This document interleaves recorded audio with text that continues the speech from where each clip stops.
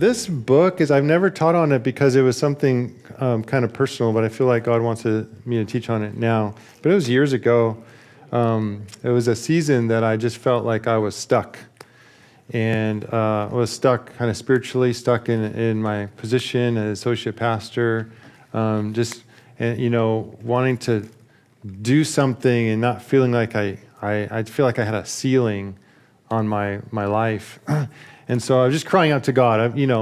I think God probably thought it was more like whining, but I call it crying out to God. I make it spiritual. But I was whining to God about that and praying. And the first thing that he told me that just kind of set this study or this season of my life was that he said, if I want my prayers answered, he said, change your prayers. And I was like, what do you mean, change my prayers? And he said, if you make your prayer to be more like Jesus, then that prayer will be answered every day. You'll have opportunity to be more like Jesus every single day. And so my prayer seemed like it got stuck because of everyone else's decisions, right? But when I changed my prayer, then all of a sudden life became really exciting. And there was like, oh, well, I have lots of work to do, lots of things I can do. There's no ceiling on my life because becoming more like Jesus, no one can stop that, right? There's no other person's decisions can actually stop that prayer from being answered. It's all about me and God. And in fact, some of the hurdles I was facing or the situations I was facing were actually blessings in that development. And so it completely changed my point of view, right? And so this study, which turned into a book, was a whole season of my life, about 10 years, and I learned lessons along the way. And it really, I was very motivated, very like striving. And in the book, you'll read the first chapter, I was ready to go to work early. I'm anxious, and my wife would be like, where are you going? You don't have to be there for a while, And I'm like, my mind's already there. And so I was locked in. And so, but my kids, playing with my kids, and, I never wanted them to like call my name 3 times before I answered, oh, what, But that's kind of where I was at, and spending time with them in the morning before I went to work was kind of like I was halfway there, I was half there. And we started to work on that. And the thing about kids is like, when you have a striving mentality, kids can't really get you there. They don't have anything to offer you. And so when they're tugging at your shirt to play with them and you have a striving mentality, there's no benefit of getting down on your hands and knees and playing. But if you're kingdom-minded, then all of a sudden it switches your whole paradigm, and you're like, of course, like people are more important, right, than things or goals or agendas or ministries or whatever. And so we all celebrated the day that I was playing Legos and I was late for work. I was like, yes, I made it, My heart was completely there. My mind was completely there with the person. And because this is why it's so important that I learn these lessons. And there's layers, obviously, but this is so important, that lesson, because why would God entrust me with more people if I'm not attentive to the people I have, right? And then he said, also, why would I entrust you with my bride if I can't entrust you with your bride? These are so important, these lessons of why would I want to have this huge ministry if I don't even, if I'm not even fully there in loving on my kids, my own kids. And so a lot of times, and I think where I was just in having this goal of being a pastor, honestly, I didn't verbalize this. I didn't think of it, consciously. But I think I thought when I got in that position, I would feel important. I would somehow have arrived, right? And that was such a wrong way to think, because I've already arrived in God's love and what he's given me, all those things. Because when you become a leader, you become more and more of a servant. And that's what God's looking for, because that's the truth. It's not like you become a leader all of a sudden, oh, wow, people are washing my car and carrying my Bible. And, I guess some leaders do that, but in the kingdom, it's all about you're going lower and lower and lower, and you're serving more and more and more. And that's actually the goal when you think about changing your prayers to become more like Jesus, where Jesus was the servant of all, and he didn't come to be served, but to serve. All of a sudden, it's like, what is the goal? What really is the goal? And so if you think of God's perfect will, a lot of times we're praying for something, and it's our will, but it's disguised as, you'll benefit from this too, God, But it's our will. We're praying for something, right? It kind of reminds me of Dan Bauman, who was a missionary, comes here, grew up here, comes here every year, and he got imprisoned in Iran, beaten every single day.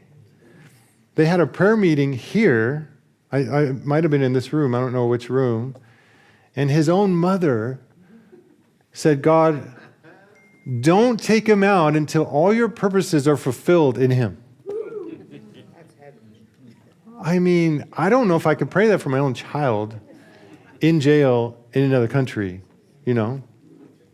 But if God's perfect will is to, Romans 8:29, conform you into the image of his Son, then what's more important here when you're praying for your life, and I'm talking, you have obstacles, you have trials, you have these different things. Is your first inclination to pray to get out of the situation, or is your first inclination to say, God, use this. Don't let me out until your work is complete in me. If your goal is aligned with God's goal for you, then that would be your prayer. Does that make sense? But so often we're fighting against God's perfect will. And so God's perfect will is that you would look, talk, walk, pray like Jesus. Think like Jesus. It's not enough to believe in Jesus. We must believe like Jesus. Right? Just like him, who never looked at a situation and thought of lack, but just was full of faith. Okay? So what's God's perfect will? And, as opposed to your will. The word will, it means desire. God's desire for you. It may be a little different than your desire for yourself. And then we throw in this whole idea in the Western world of what is great and what is success, right? And so we look at the world tells us that success is a certain set of circumstances, right? But if you read the Bible, obviously in your notes, we have some truths. One of these truths is that Jesus lived a successful life. Would you agree with that truth? Jesus lived a successful life. And so no matter what the world says success is, if you want to know what heaven's definition of success is, you look at Jesus' life. And he lived a successful life. So Jesus' life resembled a servant. Right? Jesus lived a successful life. Jesus' life resembled a servant. So the third blank is our goals must change to match heaven. Now this takes some brave confrontation of your own motives.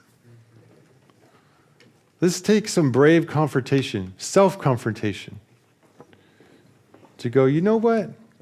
There's some things that need to change because we are driven by motives, and a lot of times we don't even realize what our motives are. Okay? And so you can tell pretty quickly what people's motives are. A lot of times when they're praying, what they're asking for prayer for, a lot of times what they spend their time doing, right? What they're excited about. Sometimes people's idea of success is just getting through the year without getting sick, getting an accident, getting some health problem or whatever, right? And so what, if someone's like that, what is their number one goal in life? To be safe. To be safe. And so is that God's goal for you? No, because the person that wants to be safe is kind of like that parable of the talents where the guy buried the talents in the ground. So I just want to be safe. I don't want to risk it. And Jesus called him a wicked servant. And that's just for being safe. So what's God's perfect will for you? To be conformed into the image of his Son, right? To go lower. And this whole idea of being great, we have all kinds of markers like a good job, a good car, good home, good looking, good clothes, nice shoes, right? All that stuff. There's nothing really wrong with things. They're amoral. They're not good or bad. It's not money that's bad. It's the love of money that's bad, because it can get you into bondage. And so all these things, the world constantly is telling you what is successful. And yet, the most successful life on earth was someone who came and washed other people's feet, came and died for other people, came and actually loved the person that betrayed him, washed his feet too. And so he went low. He went low. Jesus went low. I mean, from day one, when he left heaven, he went low. And so that is a successful life, someone who seeks to go lower, right? It's not like you think of yourself as lower. It's that you choose to serve in a low position. And what happens is that God says he raises up the humble. But the thing is, you can't be humble to be raised up. You're like, I'm going to do this. It's like you can be humble, but your real goal is to get raised up, right? You can go low, but your real goal is to someday be lifted high, And so, I mean, God sees through that, obviously, but when you're going low, it's not temporary. You actually have to develop this value for going low, this value for being a servant. This like, when I learn how to serve, I will have arrived. That type of, because when you get to heaven, it's still heaven's value system does not look favorably on the know-it-alls and the ones that, are the most boisterous and the ones that, you know what I'm saying? It's so different. So it's not like a trick to get God's favor. It's actually the value system of heaven that says no greater love than this, than someone will lay down his life for a friend, right? And so it's not a temporary fix or a temporary focus. It's actually for all of eternity. That's the value of heaven. We see that in Jesus because it says that Jesus is the perfect image of the Father. So it's not like he just performed a certain way while on earth and then he changed. And that's the whole point about leadership, is that when you seek to be a leader, and the Bible says it's a good thing. Someone who seeks to be an overseer seeks a good thing, okay? You want to have a place where you can serve and take care of people and shepherd people. That's a good thing, right? But the moment a person begins to use manipulation or control to get into that place of leadership, then you're not allowing God to raise you up. The moment you use maybe your gifts or your finances, we see that in Acts chapter 5 with Ananias and Sapphira. They tried to use their finances to get in. There's all throughout the Bible, the Simeon, the magician tried to pay for the anointing, And so we can try to get, it's kind of like putting your name in the, in the bucket for someone to pick. Like, let's put it in there a few more times. It's when we do that, if we were to get a position of influence or leadership, we would be getting it in our own strength and our own devices. And so if you have something like that, you'll have to keep that. You'll have to keep that position by your own strength and your own devices. But King David, he didn't do that. He was put in place by God. He could have killed Saul. He didn't. He could have taken him out twice. He didn't. He said, God's going to raise me up, right? God's going to raise me up. And what happens is when God takes his time, all of a sudden we start to get anxious. That's where I was. I was anxious. God, what's going on? What's taking so long? And he's like, I'm waiting for you. I'm waiting for your heart to be molded into the servant leader I want you to be. And so when David had displayed being a servant in everything he did, and even guarding the king who was trying to kill him, all those things, God said, that's who I want in a place of leadership, because I know if I put them in leadership, then I'm going to be able to lead through them, because he has a heart after my own heart. That's why he put him there. His heart, it doesn't mean, this is not what that verse means, that David was chasing after God's heart. That's not man after his own heart. That's not what it means. It means his heart resembled God's heart. He's looking at David and he's like, hey, I see myself in him. Therefore, I'm going to put him in a place of leadership, because that's the best chance for this whole thing to work. Is that if the values of heaven are implemented at the top, and that the values of heaven are servanthood, right? That's why so many times the leaders that God chose were in the forgotten as shepherds for many, many years. Moses, right? And David, and even Joseph wasn't a shepherd, but Joseph was forgotten in jail for so many years. And what does it do to a person? It humbles a person. Like, I can't do this. If I'm going to be raised up, it's going to be God, And the benefit about knowing when God raises you up is no one can take that away from you either. And if someone were to challenge me today, I'm a better leader than you, and I'm going to take your position. I say, go ahead. Go ahead. And really think, go ahead and try. God put me here. And what's so amazing about that, it's not a boastful thing. I'm telling you this because it's such a place of confidence, knowing that God put me here. I didn't do it. God did it. And when our daughter was 6 years old, we got prophetic words that she would be a worship leader. And I never told her that.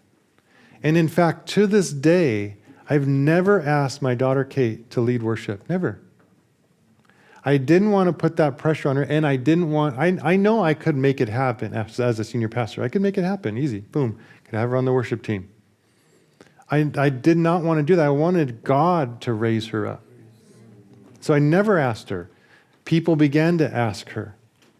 And then after she's leading worship, we told her, we had prophetic words over your life. But imagine the trip if you're like, hey, there's prophetic words over your life. You need to shape up. One day you're going to be a worship leader.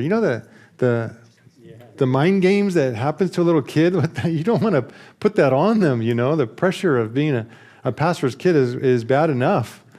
I don't want to put pressure on. It's like, God's going to do it. I'm not going to do that. I was very careful not to use my influence in this church to put her in a place of leadership. I wouldn't want to do that. I wouldn't want to do it for the church. I wouldn't want to do it for her. Right? Let God do that.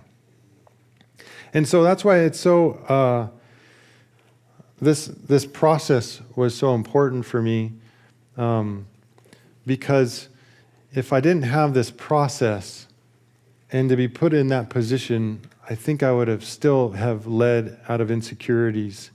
And there's a huge difference between King Saul and King David, and what that difference was. They both, were humble at first. They both were anointed by Samuel. But David went through 14 years of trial and rejection and tribulation. And the first thing that God does when he wants to raise up a leader is he takes him through rejection. Why is that? He wants to see what they will do when rejected. Will they still love people? Because being a leader is completely full of rejection. Will you still, when you get to that place, will you still love people? Because God's saying that's what I need. I need someone who's going to be rejected and still love people. Because you'll be rejected just because of the position you're in. Right? So what happened to David? Completely rejected by his spiritual father. He didn't even have a father. They left him Psalm 51 says he was born in iniquity. And that's why Jesse didn't even bring him out when they said, bring your sons. David wasn't even there. Forgotten in the fields as a shepherd. So he finally has someone that he's serving and he's looking up to, his spiritual father, King Saul, rejects him, throws a spear at his head. What are you going to do now, David? And I think that there have been many potential leaders that once rejected turned and just got bitter. And God's like, I can't put you in that place now. So when God tests people, it doesn't always turn out well. That's the whole point of a test. I want to see what you'll do, right? I'm going to give you, God gives you everything you need for success. He actually gives you teachings before you face a trial. He'll give you teachings. He'll give you words. He'll give you everything that you need in that place when now God is silent. Do you ever have a place where you're like, why isn't he just speaking to me? Look back at your journals. If you keep journals, God, you'll find he sets you up for success for the time when he was going to be silent. If you look back, you'll see he gave you teachings. He gave you words. He gave you encouragements. And it's in those times when he's silent that you need to rely on those things that God told you. And what does that do for you? It builds your faith muscle. Everyone needs that muscle of faith to be strong. And how is your faith muscle going to be strong unless you're in a place where you don't see what's happening, you don't hear what's happening, you're confused about what's going on, and you're not getting any answers?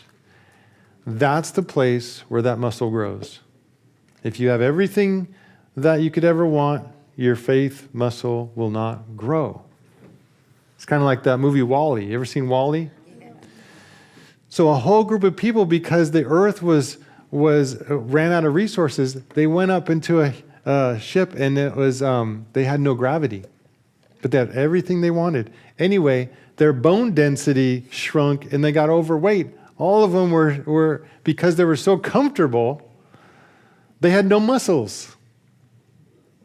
And then when they finally came back to earth, they had to learn how to walk again. Well, you got to watch it again. So how do you get muscles and how do you get bone density? Doing hard stuff. Resistance. Resistance. If you have no resistance, your bones will grow soft. But if you have resistance, you know what happens when a butterfly comes out of a cocoon? They said, man, the scientists said these butterflies struggle to get out of these things. Let's help them. So they cut open the cocoon and they couldn't fly. It was the struggle that built their, I don't know if they have muscles or what they have, but it was the resistance, right? So, okay. So being great, if you think of heaven's eyes, heaven looking, and you have a whole host of all of the cloud of witnesses, the angels, even the demons know this, God. And so they're looking down and they're seeing someone who's humble and lowly and a servant. And they're like, oh my gosh, that is the greatest person right there. And you see someone who's, charismatic and leading and everyone's following them and they're not even impressed. If you think of heaven's value system, right? And so what is great? We have to change our minds to what is great in the kingdom. And Jesus gives a few examples of what great is, a servant of all and a little child, right? And you'll read this week, chapter 1. But we have to renew our minds. And really renew our minds, not just like, oh yeah, that's a good word, Pastor, but actually you see life differently. We have to see life differently. After you've been given information, you have to put that into practice, and you have to see life differently. So that you actually value different things. You esteem different things, right?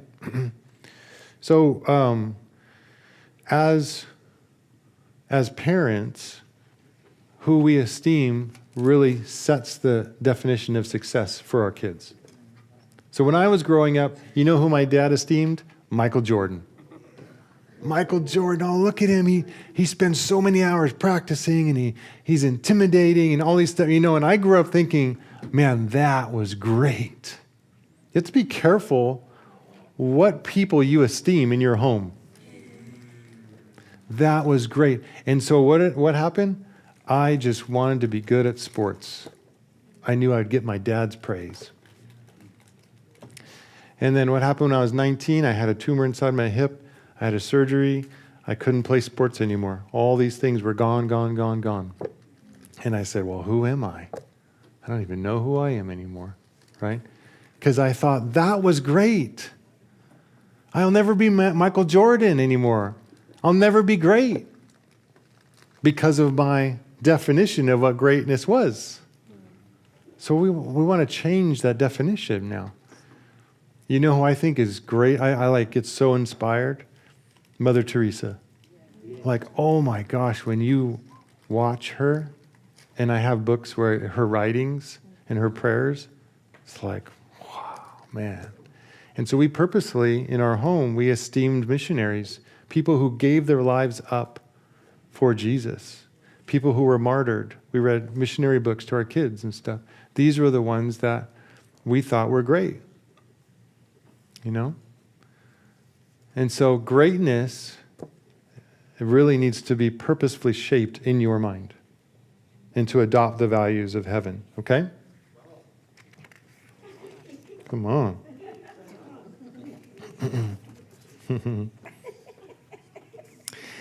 And so with that, you get to explore the core motives of your heart. When you realize your definition of greatness, and this may take some time asking Holy Spirit, what is my definition? You may not even know what your definition of greatness is, but you're living by it, right? And so when you begin to discover that and ask Jesus, what are my core values? What are my core goals? The things that drive me the most. Like there are things that I agree I should be driven by, And there are things that actually drive me. I'm talking about the actuals. I'm talking about where the rubber meets the road. Like what actually moves me, what gets me excited, what gets me scared. In the Bible, they were not scared of losing their life. And this is radical for the Western world. Everyone's scared of losing their life. Even Christians are scared of getting cancer. Even Christians are scared of this or that. Fear, fear, fear, fear. And I'm not saying I have that all together. I'm just saying in the New Testament, they defeated Satan because they weren't scared to die. So, if we carry a core value of saving ourselves, it is not in alignment with heaven's value system. And we see that with the interaction with Jesus and Peter. When Jesus began to tell them, listen, I'm going to die. I'm heading to die. And Peter said, may it never be, Lord. And he tried to rebuke Jesus. And Jesus says, get behind me, Satan. He says, your goals are man-made, but I'm going after heaven's goals. Your concerns are about man's goals. And what is that? That's self-preservation. I'm going to preserve myself. I'm going to keep myself safe. And it doesn't just end with physical. It also ends with the pain of the heart. And so Jesus, he discipled, spent time with, washed the feet of, taught, ate with someone he knew was going to betray him. So we as Christians with wisdom would say, oh, we're going to set boundaries on that person, right? Why is that? It's not because it's wisdom and biblical. It's because you don't want to get hurt. But if you take on the value system Jesus, you'd be like, I am going to love them even if they hurt me. I'm not going to, my goal is not to avoid pain. My goal is to love well. Sometimes those are opposites. My goal is not to avoid pain. Everyone teaches you to avoid pain. But Jesus didn't. He went straight into the lion's den. He went straight in there. He knew it was he was destined for that, So it even has to do with the things of the heart. So learning your core motives is something that we're going to talk about today in our group discussions, okay? So we're going to have worship, we're going to have teaching, we're going to have group discussions. I'll have a little homework, things that you can meditate on, okay? So, how would you know if your prayers are motivated by your own goals or by God's goals? It's a good question, and a lot of times it has to do with the level of frustration that you have. Because if you're frustrated, what God told me is that when you're frustrated, you have an agenda that's not being met. When you're frustrated, you have an agenda that's not being met. So what happens? Some people just keep going until it's kind of like caveman mentality. You just will it. I'm just going to keep charging until this thing happens, right? Or you could say, I'm frustrated. Maybe I should step back and see if I'm in alignment with God on this issue, right? Is this God's goal or just mine? Because most of the time, I would say there's no frustration when you're serving God. You will see things line up when God is on it, right? But when you keep pressing and pressing, you're getting nowhere. You have goals, you have financial goals, you have educational goals, you have career goals. But stop and say, what are your goals for me? Because I have these goals that are not happening, and maybe God's going to say, hey, you just need to be faithful and keep pressing in. He may say that. Or he may say, I want you to step back. This was never my goal for you. Right? But the person who's willing to let go of goals is the person that lives in peace. Because when you're serving God and you're like, God, my life is about you, and I want to make this happen because you desire it. And that's what it means to do God's will, to make his dreams come true, is another way of saying it. But when you're doing that, there's really no frustration, because now it's like you're just serving his agenda and he's doing it, right? And there's complete peace. I'm not saying there's a lack of pain. I'm not saying everything works out perfect. I'm not saying that at all. But just getting to the point where you are able to ask yourself, is this my goal or is this God's goal? Because some people just go and never even ask the question. Because of course this is what God wants. It's good for me, right? But God just may want you somewhere else. So it's important to be able to ask that question. And it's really important, if he says it's not his goal, to be able to let it go. And that's hard. That's hard sometimes, right? But otherwise, we're fighting against God.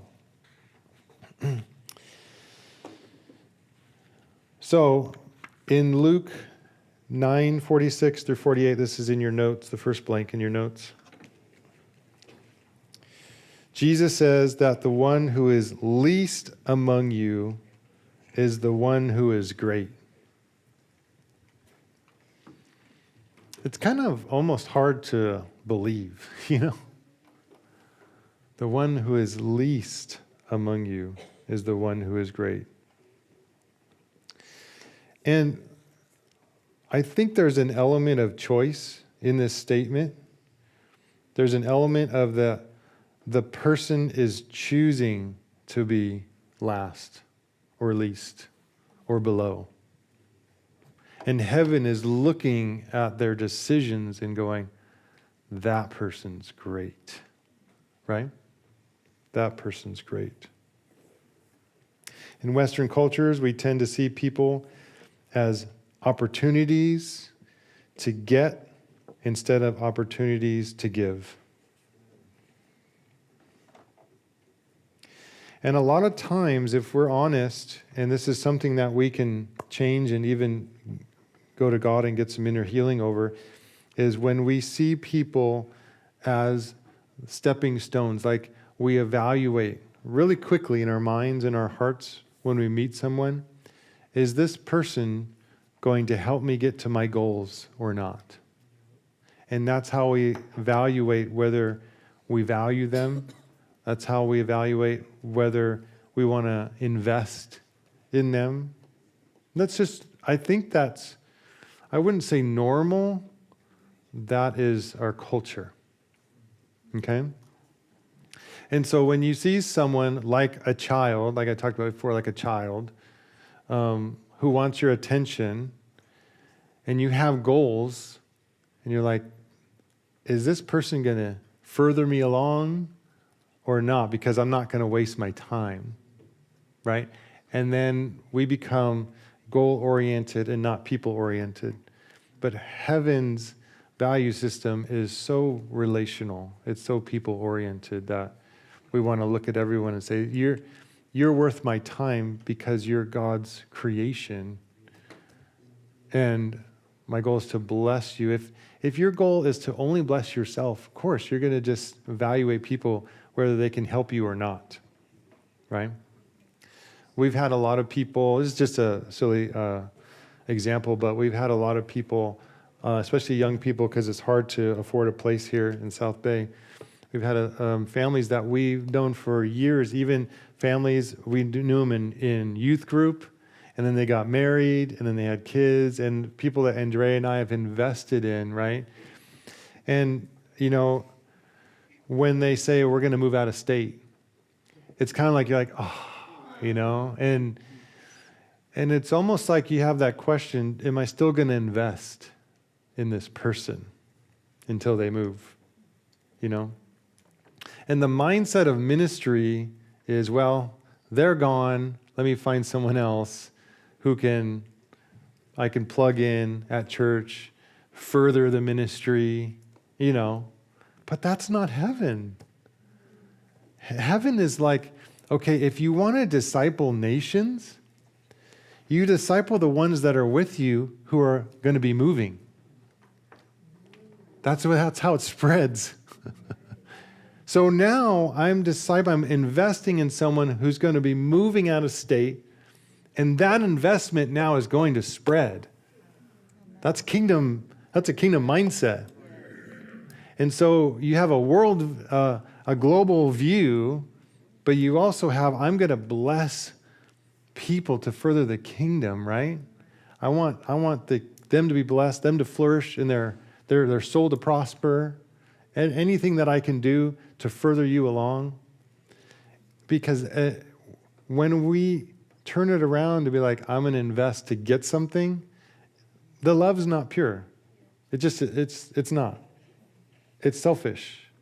It's selfish love. And those are the things that God confronted me with in this season. Of like, why do you want to do what your goals are? Why do you have those goals again? And I'm like, what do you mean? I'm serving you, God, you know. And it was so not diluted. What's it, when things are mixed together? Misconstrued. Convoluted. That's what that means when things are mixed? Convoluted. Thanks, Pilar. So it was like a mixture of good and selfish, you know, and you can easily mask that and talk about it as if it was a kingdom goal, you know. But really, it was very selfish. And you know, we mature that way. We grow up as babies. We're born as babies. Everything's about us. We're kids, me. And you see the maturity process when you begin to care about other people, whether it benefits you or not, right? Well, I mean, some people never get there, but, you know, but there's a blessing in that.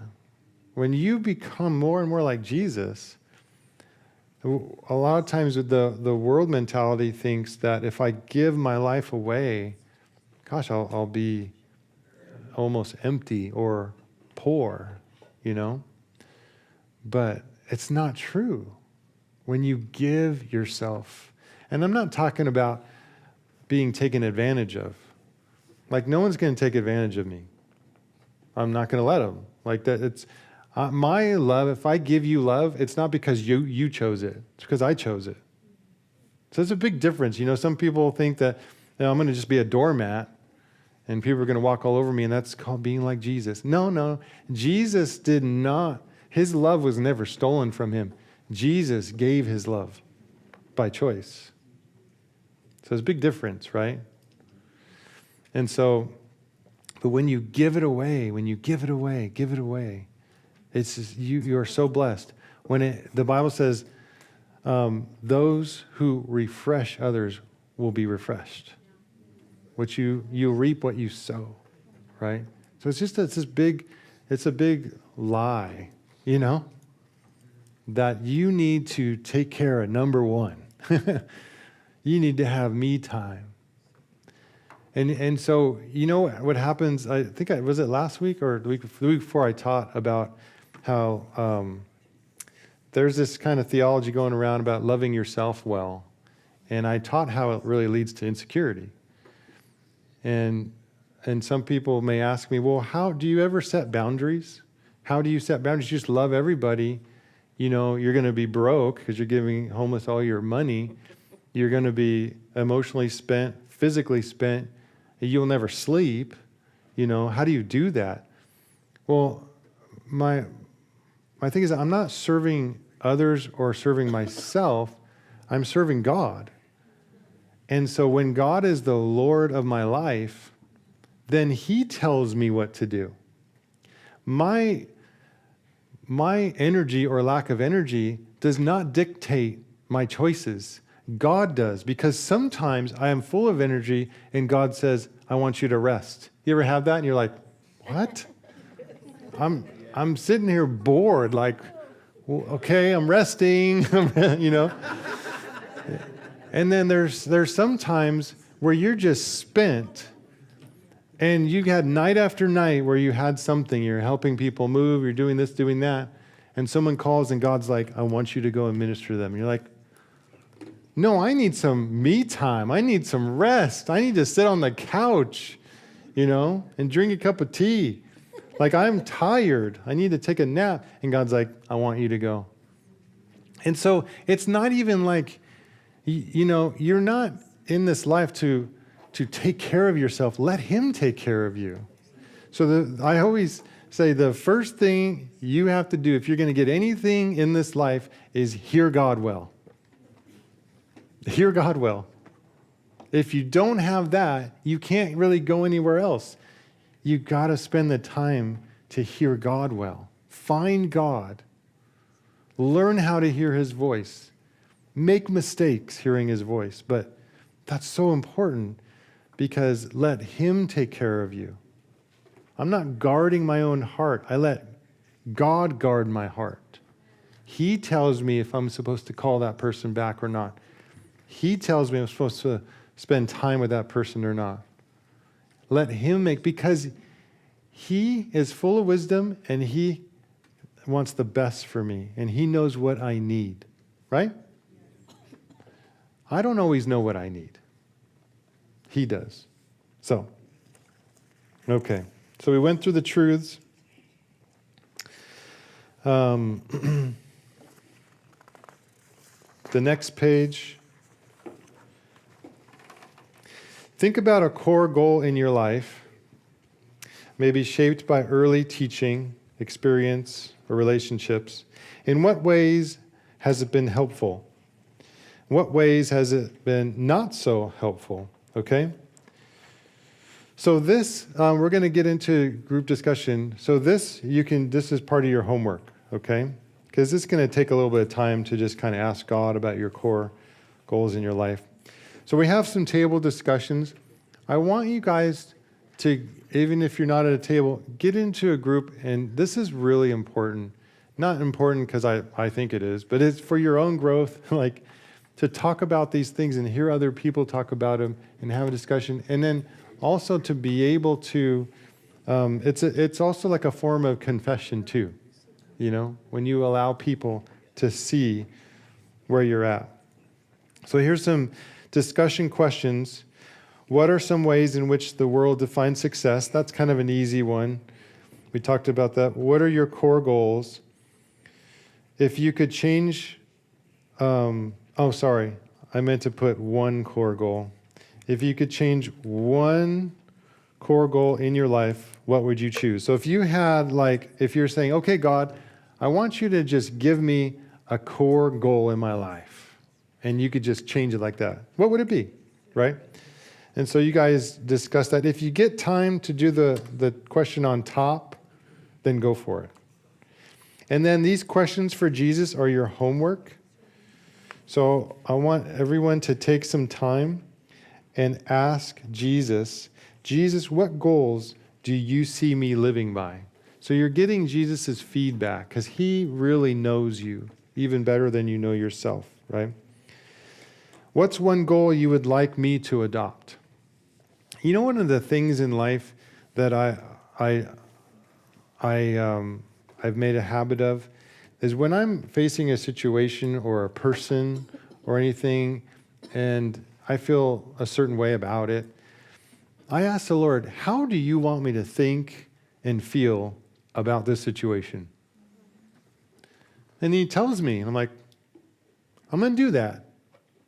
Because sometimes our emotions and our thoughts just take us places. And you know what they're not supposed to? The Bible says to take every thought captive and make it obedient to Christ. So I tell myself how I'm supposed to think. I tell myself how I'm supposed to feel about a situation, how I'm supposed to feel about a person, right? So what's one goal you would like me to adopt? That's the purpose of when Jesus shares that.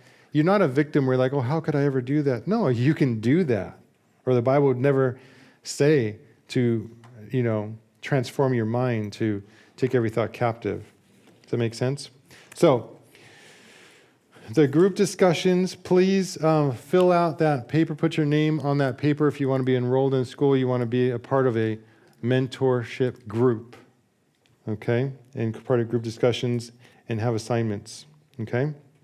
But for everyone coming to this class, your homework is to take time and do those questions for Jesus and allow him to speak to you about these things, okay? The other thing that's an assignment is to read the introduction and chapter 1 this week. Some of you may already have done that, that's fine. But make sure you read introduction and chapter 1. And next week, we're going to be going over chapter 2 and 3. And then you can read it afterwards. Okay, so I teach about it. I try not to use the same things. Some of the things are the same. I try not to use the same things so that when you're reading, it's something fresh. But it'll reinforce what I'm saying so that we get it in. So read intro and chapter 1 for next week, okay? If you have any questions or you need that QR code or anything, just you can see Eric or you can see me, okay? Everyone good? All right, you have 15 minutes to go over these. So be mindful at your tables when you're sharing. Don't get into long stories, but try to have everyone share about the discussion question, okay?